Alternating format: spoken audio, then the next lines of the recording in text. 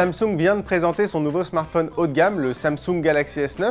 Contrairement à Apple, qui avait à peu près tout revu en termes de design il y a quelques mois, Samsung reste sur ses acquis et nous offre un smartphone qui ressemble beaucoup à son prédécesseur, le Samsung Galaxy S8. D'ailleurs, à première vue, il est même assez difficile de les différencier, hormis peut-être le capteur d'empreinte digitale à l'arrière qui est cette fois placé sous le module caméra. Mais là où Samsung met le paquet en termes de communication, c'est sur la qualité photo. On peut choisir entre une ouverture à f1.5 pour les basses lumières et f2.4 pour laisser rentrer un peu moins de lumière mais gagner un petit peu en netteté et en piqué.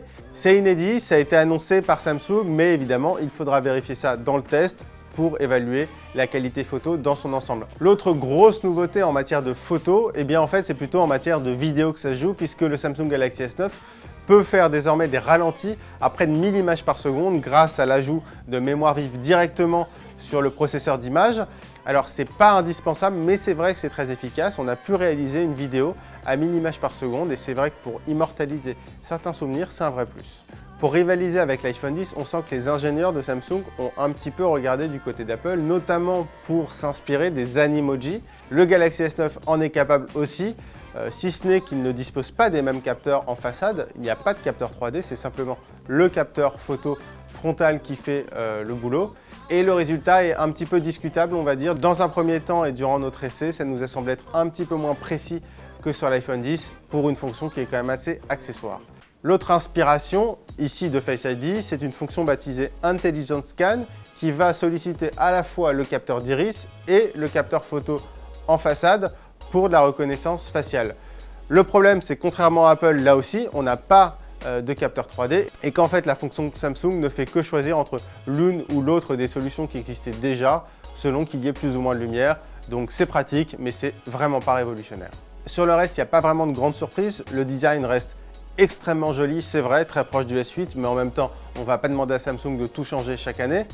Le processeur, logiquement plus puissant. Cette année, c'est l'Exynos 9810 cadencé à 2,9 GHz. On a fait des premiers benchmarks et il y a vraiment une amélioration notable. Là encore, il va falloir voir avec davantage de tests. L'autonomie, ce sera un peu la question. La batterie est assez proche de celle du S8. Est-ce qu'on va gagner en autonomie? Et l'écran, c'est le même écran ou presque que celui du S8. Même définition, Full HD par défaut, réglable en Quad HD. Maintenant, la question, c'est de savoir si la colorimétrie de l'écran est aussi bonne que celle de l'iPhone X, ce qui n'est pas forcément évident. Et très bonne nouvelle, Samsung a eu la bonne idée de conserver la prise jack. En plus de ce S9, Samsung lance le Samsung Galaxy S9 Plus, une version grand format, 6,2 pouces contre 5,8 pouces pour le S9, et équipé en plus d'un double module caméra, le même que sur le Note 8, qui permet d'avoir des modes portrait avec une focale plus resserrée comme ce que fait Apple.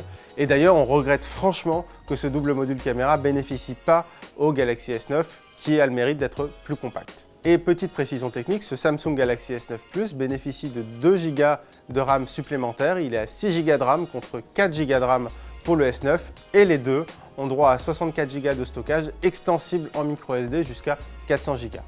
Les deux smartphones sont déjà disponibles en précommande. Ils seront commercialisés le 16 mars prochain en France. Comptez 859 € pour le Galaxy S9 et 959 € pour le Galaxy S9 Plus.